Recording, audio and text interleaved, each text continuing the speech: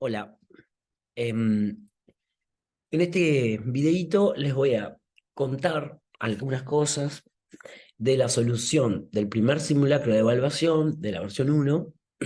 No voy a desarrollar la solución porque ya está escrita, sino que voy a hacer algunos comentarios sobre la propuesta, digamos, y lo que ya está escrito en las soluciones. En primer lugar, el ejercicio 1 de relaciones y funciones, en él se define una relación, está definida en R2, la relación se llama R, o sea que la relación está definida en R2, lo que significa es que vincula puntos con puntos, o lo que es lo mismo, pares ordenados con pares ordenados. De esta relación, lo que se pide es, en los apartados A y B, probar en principio que es de equivalencia. En segundo lugar, hallar la clase de equivalencia del punto o del par ordenado, como quieran, 1 menos 3, y representar esta relación de equivalencia. Recuerden que si la relación está definida en R2, la clase de equivalencia es un conjunto de R2, o sea que habría que dibujar algo en el plano. Y el apartado C es independiente, o sea, no tiene nada que ver con la relación R, sino que ahí se define una función por partes. Se pide representarla gráficamente y presentar un ejemplo que muestre que la función f no es inyectiva. No se pide hacer una demostración de algo, sino poner un ejemplo, o lo que sería un contraejemplo en este caso. Bueno, como ya comentamos, lo primero que se pide es probar que la relación es de equivalencia. Como allí está planteado, en tres ítems, digamos, hay que probar tres propiedades de la relación, que son la propiedad idéntica, simétrica y transitiva, como ya lo hicimos en las clases de consulta, y en lo práctico quedó mostrado. La idéntica es la más elemental, básicamente, porque, digamos, si ponemos, dice que XY, cualquier punto XY está relacionado consigo mismo, y eso se cumple, porque, digamos, la cuenta 3x menos y es igual a 3x menos y. Parece una obviedad. La simétrica dice que si un punto XY está relacionado con AB, entonces están relacionados de forma inversa, o sea que AB también está relacionado con XY, lo que parece, digamos, también bastante obvio. El razonamiento empieza partiendo de que XY está relacionado con AB, se aplica la definición de la relación en este caso, por lo que 3x menos y es igual a 3a menos b. Se da vuelta la igualdad, porque eso se puede hacer en la igualdad de números, y queda 3a menos b es igual a 3x menos y, y esto es exactamente la definición de AB relacionado con XY, que es lo que queríamos demostrar. En la transitiva se involucran tres puntos o tres pares ordenados, el XY, el AB y el PQ, así les puse yo, pueden usar otras letras. En este caso, se parte de que XY está relacionado con AB, que AB está relacionado con XY, y eh, hay que probar que XY está relacionado con el PQ, o sea que el primer punto y el tercer punto están relacionados. Fíjense que acá coinciden el segundo punto del primer renglón y el primero del segundo renglón. Básicamente se aplica para los dos casos la definición de la relación, obteniendo dos igualdades. Pero bueno, acá se aplica la transitividad de la igualdad, ¿sí? Para concluir que XY efectivamente está relacionado con PQ. En el segundo apartado lo que se pide es la clase de equivalencia del par ordenado 1 menos 3. Cada vez que se pide la clase de equivalencia, en este caso un punto, pero depende de dónde esté definida la relación, lo que se buscan son todos los elementos del conjunto que están relacionados con ese elemento. En este caso, buscamos todos los XY de R2 que estén relacionados con el 1 menos 3. Y en este caso se procede, en todos los casos se procede de la misma forma. Básicamente, si yo planteo XY, desconocidos XY, relacionado con 1 menos 3, nuestras incógnitas son el X y el Y. Aplicamos la definición de la relación, ¿sí? Lo que nos queda, 3x menos y es igual a 3 por 1 menos 3, menos 3, perdón, que esto es equivalente al 3a menos b. Y si despejamos, ahí hacemos unas cuentitas, nos queda que y es igual a 3x menos 6. En primer lugar, observar que no pudimos despejar un valor de x y un valor de y porque hay más de un punto que está relacionado con el 1 menos 3. ¿Sí? Y los puntos que están relacionados con el 1 menos 3 son los que verifican esta condición, o sea, los que cumplen y es igual a 3x menos 6. Por tanto, escribo la clase de equivalencia, el conjunto, ahí la llavecita que me mal escrita, dice los xy de R2 tales que y es igual a 3x menos 6. Si dibujamos esto en el plano, recuerden que la clase de equivalencia, en este caso que la relación está definida en R2, la clase de equivalencia es un conjunto de R2, o sea, es un conjunto de puntos del plano. Y en este caso es una recta. La recta se dibuja muy fácil, como ya saben, y allí marqué en verde el 1 menos 3 para asegurarme, digamos, que esa clase de equivalencia contiene el punto 1 menos 3. Y por último, y de forma independiente, como ya les advertía, se define una función, esta, por partes, se pide representarla gráficamente y mostrar algún ejemplo que, digamos, que muestre que la función no es inyectiva. Si se fijan, la representación gráfica es de menos 1 hacia la derecha, para los x mayores que menos 1 es valor absoluto de x, que es este tramo, y para la izquierda del menos 1, incluido el menos 1, la fórmula es x más 2, o sea que es, digamos, un pedazo de una recta. La gráfica que se obtiene es esta, y si queremos poner un ejemplo que muestre que la función no es inyectiva, básicamente tendríamos que elegir dos elementos del dominio, del eje X, podríamos decir mal, pero para que se entienda lo que estoy buscando, que tengan la misma imagen. Si se fijan, por ejemplo, que haya raíz 0 y raíz menos 2, quiere decir que f de 0 y f de menos 2 valen lo mismo, valen 0. Acá pasa lo mismo con el 1 y el menos 1 que tienen imagen 1, y habrá otros, ¿sí? Pero básicamente buscamos dos números que tengan imágenes distintas y eso prueba la no inyectividad de la función. El segundo ejercicio es de técnicas de conteo. En este caso, es un ejercicio casi del práctico, ¿sí? Y dice que en un certamen de belleza hay 20 participantes. Fíjense que yo saco los datos para después poder resolver. Están numeradas del 1 al 20. Esto lo único que va a ayudar es cuando me hablen acá de la participante 1, la participante 2, es para diferenciarlas del resto. Y dice que se entregan 4 premios: reina, vicerreina, primera princesa y segunda princesa. Recuerden que ya hicimos algunos ejercicios de este tipo, en donde dijimos que cuando se habla de palabras, se habla de números, las cifras de un número, o en este caso sería como parar a 4 personas en un podio, ¿sí? Importa en qué orden se colocan, ¿tá? Porque no es lo mismo que la participante 1 sea reina y la 2 vicerreina a el caso contrario. O sea que aquí importa el orden y vamos a hablar de arreglo, ¿sí? En el caso A, se nos pregunta de cuántas formas se pueden seleccionar las 4 finalistas. Básicamente sería, tengo 20 mujeres para ubicar en 4 lugares en el podio y tengo que ver de cuántas formas puedo hacerlo. Esto se puede hacer con este diagrama que ya hicimos en las clases de consulta, donde en el primer lugar, si quisiéramos, que corresponde a la reina, hay 20 posibilidades, en el segundo 19, porque a la que puse en el lugar de la reina no la puedo volver a elegir, en el tercero 18 y 17 después, por el mismo argumento, ¿no? Poner 20, 20, 20, 20 implicaría que las puedo repetir, poner a la misma participante en el primer lugar, en el segundo, y eso no se puede.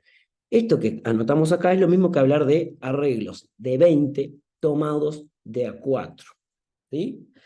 Ahora, en la parte B dice que la participante 1 o la participante 2 es la reina. Y nos preguntan ahora de cuántas formas podemos darles esos 4 premios.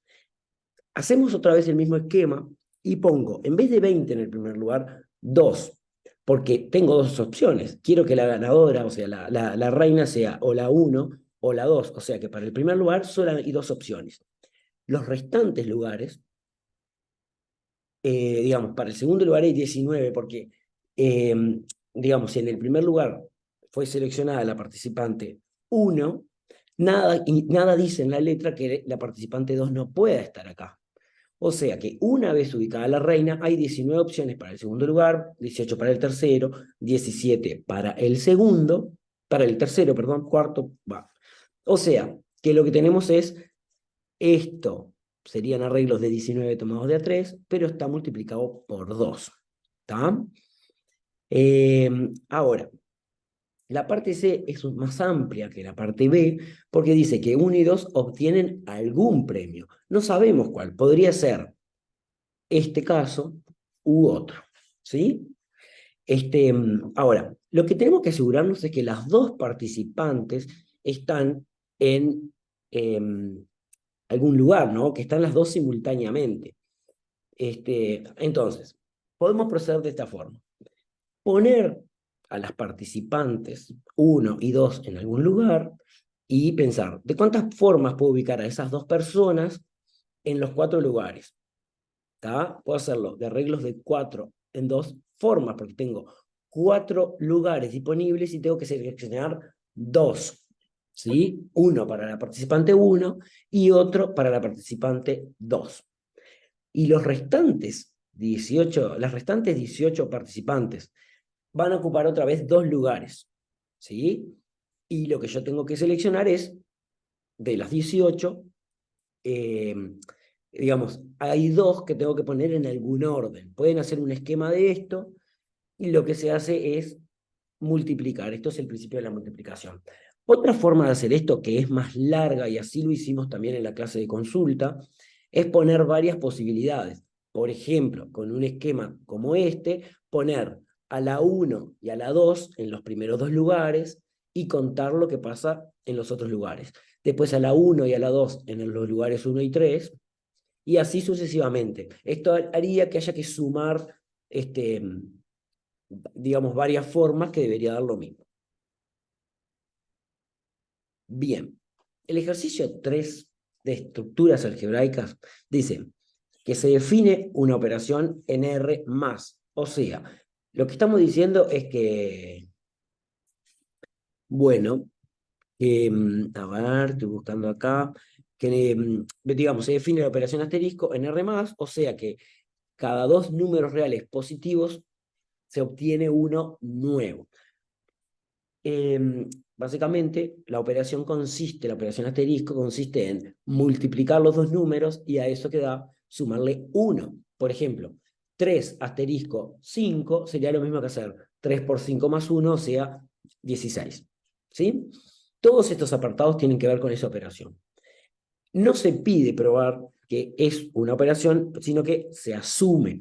Se dice así, es una operación, se asume y no hay que probarlo. ¿Sí? Se pide en la parte A investigar si es conmutativa, si existe neutro y simétrico. En la parte B se pide hallar valores para los que se cumple esta igualdad, que no es otra cosa que la igualdad que define la propiedad asociativa. ¿Tá? O sea, se piden hallar valores A, B y C que cumplan eso y valores para que no lo cumplan. ¿Tá? Y por último se da una ecuación. Bien. Con respecto a la conmutativa, tendríamos que probar que A asterisco B y B asterisco A son lo mismo. Y si se fijan, yo calculo A asterisco B usando la definición y B asterisco A. Pero resulta que en lo único que difieren es en el orden de estos dos factores A por B y B por A. Entonces, si yo pongo, como A por B y B por A son iguales, porque el producto de números reales es conmutativo, entonces A por B y B por A son iguales, por lo que sí es conmutativa.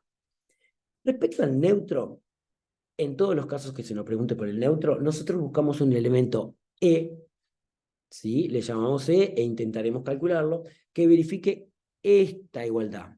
¿Tá? O sea, que A operado con el neutro E operado con A, den lo mismo y sea igual a la. Para recordar esto, piensen lo que pasa, por ejemplo, con el 0. Si sumo 0 a un número, da el mismo número. ¿Qué pasa con el 1 en caso de la multiplicación? A por 1 y 1 por A es lo mismo que A. ¿Sí? En este caso, no sabemos quién es el E, ni siquiera sabemos si existe. Por tanto, nos proponemos a buscarlo. Entonces, básicamente partimos de esta igualdad, o sea, A operado con E es igual a A, usamos la definición, este A por E más 1 es igual a A, es básicamente operar el A asterisco E, y luego se despeja el E, es nuestra incógnita. Básicamente, ¿cómo llego a esto? Pasando el 1 restando y el A dividiendo, ¿sí? Esto, en primera instancia, parecería dar la respuesta de que sí, existe un neutro y es S. Hay que tener cuidado. El neutro S depende del valor A, ¿sí? Por ejemplo, acá yo puse algunos casos. Si el A valiera 5, ese E valdría 4 quintos. Si el A valiera 10, eso sería 9 décimos. Si vale 1, el E vale 0. ¿Qué es lo que quiere decir? Que este neutro depende con quién se opere. Si nosotros volvemos a comparar con el 0 y la función que tiene en la suma, el 0 sumado con cualquier número va a dar ese mismo número. Es decir, que es un único neutro que sirve para todos los elementos. En este caso, ese valor depende de con quién se esté operando. Por lo tanto, la conclusión es que no existe un elemento neutro, nos debería dar fijo. ¿En qué caso podríamos concluir que sí? Si toda esta cuenta diera como resultado, por ejemplo, al despejar que E vale un tercio, E vale 5, E vale 17. Fijo tiene que ser, no debe depender del A. Y con respecto al simétrico, también ya lo charlamos en una de las clases de consulta, no tiene sentido hablar de simétrico cuando no hay neutro. Es decir, cuando llegamos a la conclusión de que la operación no tiene neutro, la respuesta respecto al simétrico es que no tiene sentido porque el simétrico depende del neutro y en este caso no hay. Respecto a la igualdad que se presenta en este caso, que no es otra cosa que la igualdad que define la asociatividad, la estrategia es parecida a la que usamos en la conmutativa. Es decir, calculamos este lado, calculando primero lo del paréntesis, y lo que da se opera con C, siempre usando la definición, y vemos cuánto da, y lo mismo con este lado. Y luego nos fijamos en qué caso podría ser la igualdad. En este caso, opero A asterisco B paréntesis, y eso operado con C. Entonces, observen que en primer lugar opero dentro del paréntesis, que da A por B más 1. A eso lo tengo que operar con C, o sea que nuevamente tengo que utilizar la definición de la operación, y toda esta cuenta da, digamos, ABC más C más 1. Si hago en este otro orden, procedo de la misma forma, primero dentro del paréntesis, luego al A lo opero con ese resultado, ¿sí? Y en ese caso la cuenta, digamos, da ABC más A más 1. Entonces, ¿en qué casos serían iguales? Porque nuestro propósito es proponer un ejemplo donde esas dos expresiones sean iguales y uno donde sean distintos. Si nosotros le ponemos a C y al A el mismo valor, no sé, supónganse que le pongo 5 y 5, ¿tá? Estas dos expresiones coinciden. Sin embargo, si le pongo valores distintos, no se verifica la igualdad. Ustedes pueden probar con valores, digamos, de verdad, no sé, poniendo A es igual a 1, B es igual a 5 y C es igual a 1, en ese caso que la y C coinciden, y vean que da lo mismo, y luego A igual a 1, B igual a 5 y C igual a 3. ¿Sí? Y por último, y antes de seguir, con respecto a la asociatividad, la conclusión es que no es asociativa. ¿Por qué? Porque esta igualdad, para concluir que la operación sí es asociativa, esta igualdad debería ser cierta para cualquier número A, número B y número C. Sin embargo, acá tenemos ejemplos en donde sí se cumple, donde no se cumple, por tanto, no es verdad que se cumple para todos los números reales positivos, ¿sí? Por tanto, no es asociativo. Y con respecto a la ecuación, ustedes fíjense que tienen algo parecido a lo que está acá arriba, nada más que donde tienen dos números dados y una incógnita. Básicamente se opera de la misma forma, ¿sí? Primero dentro del paréntesis, luego se vuelve a operar y lo que queda es una ecuación de primer grado en X y se despeja y da 2. y se pide verificar, y básicamente lo que tengo que hacer es, como se hace en el liceo, sustituir esta X por el valor obtenido, que es 2, ¿tá? Y hacer 2 asterisco 2, paréntesis, asterisco 5, hacer primero la operación del paréntesis, es lo que da operarlo con 5, siempre usando la definición de la operación, y verificamos que efectivamente, bueno, esa operación da 26 como queríamos.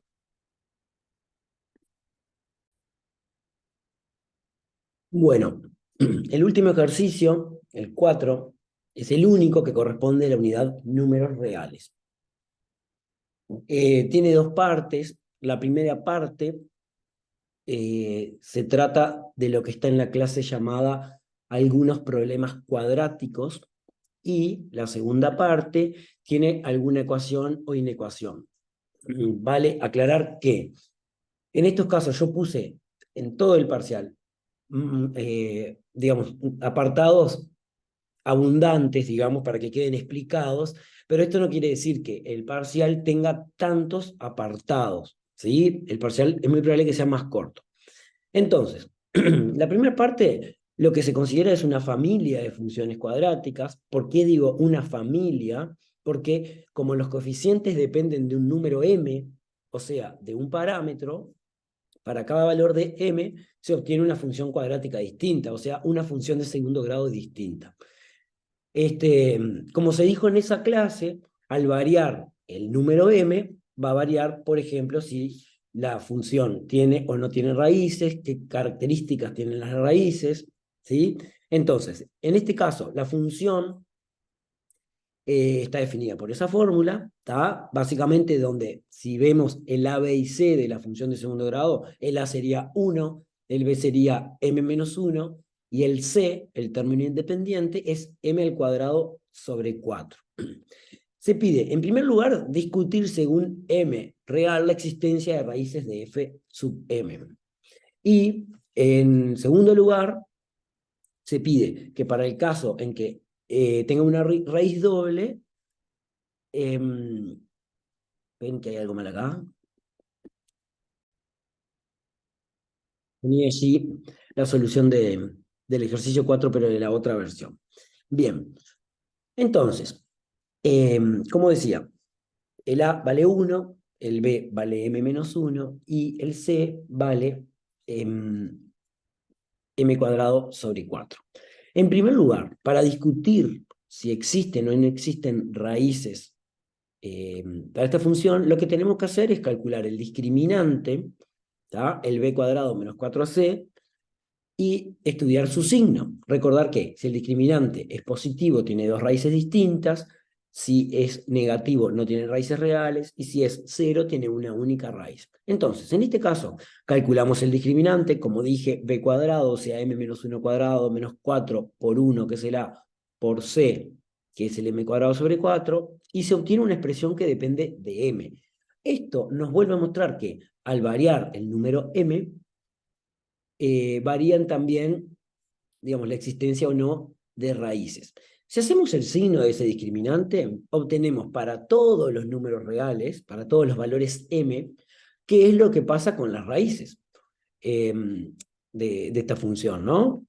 Es decir, en este caso tenemos que el signo nos muestra que el discriminante es positivo para valores menores que un medio, negativo para valores mayores que un medio, y es cero para un medio. Y allí están las conclusiones, digamos, en relación a lo que decía recién. Si m es mayor que un medio, no tiene raíces reales porque el discriminante es negativo. Lo mismo, cuando es un medio, tiene una raíz doble porque el discriminante es cero, y para valores menores que un medio tiene dos raíces reales distintas porque en ese caso el discriminante es positivo. Lo otro que se nos pregunta es, digamos, en el caso que tenga una raíz doble, se nos pide hallar esa raíz y estudiar el signo. Para este caso, digamos, según lo estudiado acá, tenemos que, cuando m vale un medio, la función tiene una única raíz doble, ¿sí? En este caso, dejo una anotación que está en el teórico. Cuando esta función, digamos, tiene discriminante 0, ¿tá? Tiene una única raíz doble que es menos b sobre 2a, y el signo, ¿tá? Es 0 en esa raíz doble, y a ambos lados de la raíz es el mismo signo que a. O sea, si el a es positivo, el signo es positivo y positivo a la izquierda y a la derecha de la raíz, y al revés, si el a, el coeficiente principal, es negativo. En este caso, para cuando m vale 1/2, lo que tenemos que hacer es calcular la raíz, que se calcula con la fórmula menos b sobre 2a. Eh,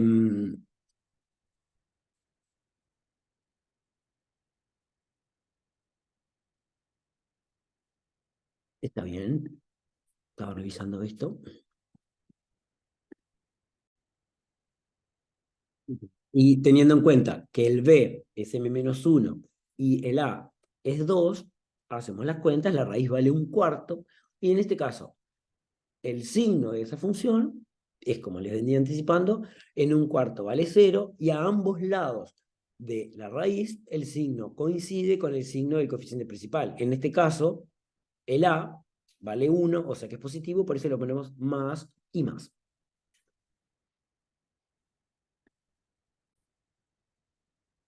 Me volví porque había pegado mal algunas soluciones, ya las corregí. En este caso tenemos eh, tres inecuaciones, que son la A, B y C, y una ecuación. ¿Sí? Vamos por partes. La primera es una inecuación racional, ¿sí? Que se explicó en el video de inecuaciones racionales, ¿sí? Básicamente lo que hay que tener en cuenta es que el x más 5 no se puede pasar este, multiplicando porque es de signo variable, por tanto, bueno, se pasa el 1 restando, se hace denominador común y se llega a una expresión menor o igual que 0, que es la deseable, o menor que 0, mayor que 0, que se resuelve con los signos como ya aparece.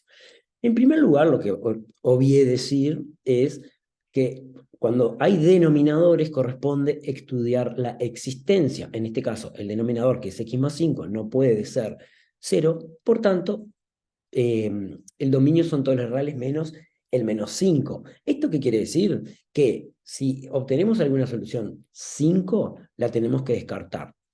Vuelvo entonces a la resolución. En este caso, para averiguar para qué valores esta expresión es menor o igual que 0, se hacen los signos, por un lado del numerador, por otro lado del denominador, como acá se ve, y luego se multiplican los signos. Digamos, formalmente se dividen los signos, pero es lo mismo.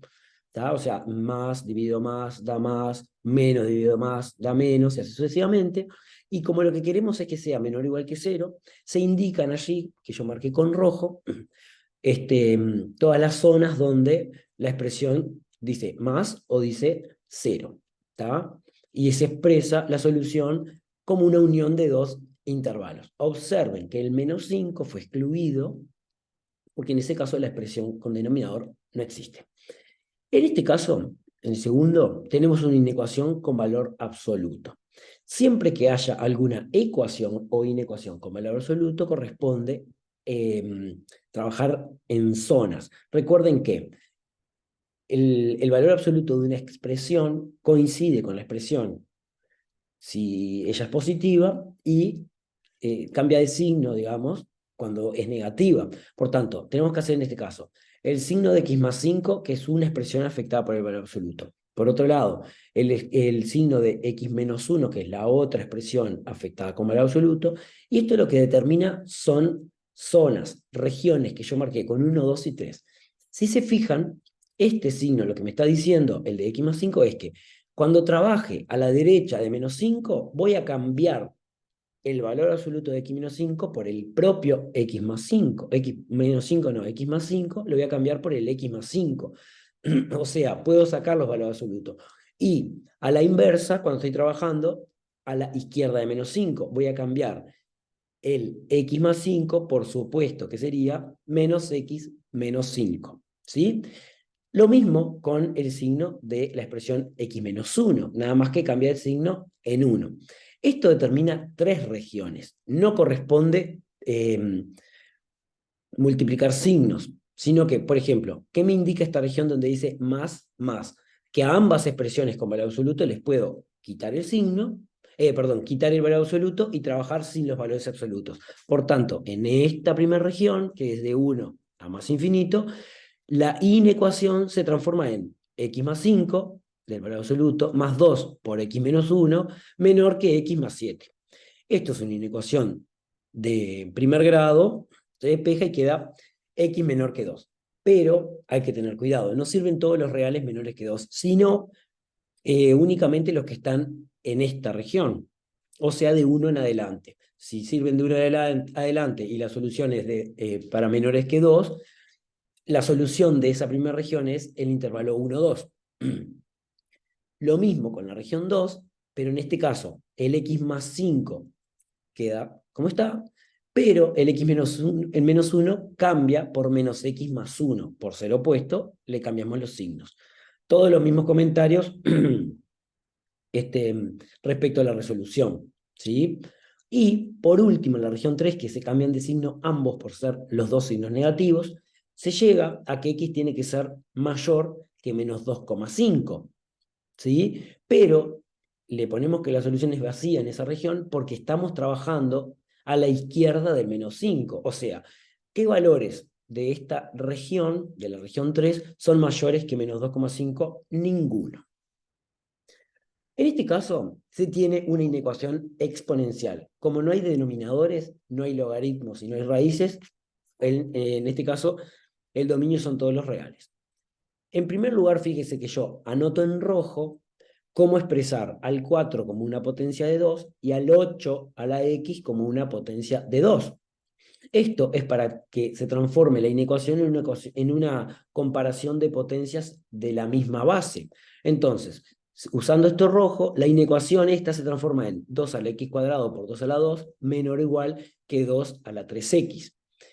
Digamos, sumando los exponentes, nos queda en este caso 2 a la x cuadrado más 2 menor o igual que 3x.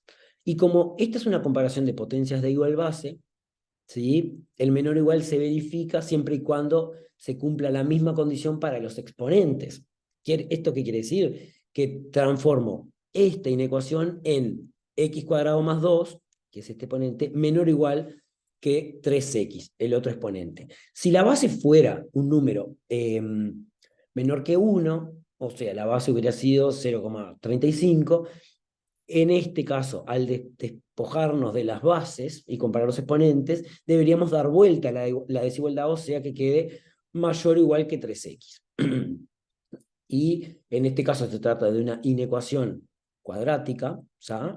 Que para resolverla pasamos todo para un mismo lado, queda comparado con 0, o sea, mayor que 0, menor que 0, en este caso menor o igual que 0. ¿Cómo lo resolvemos?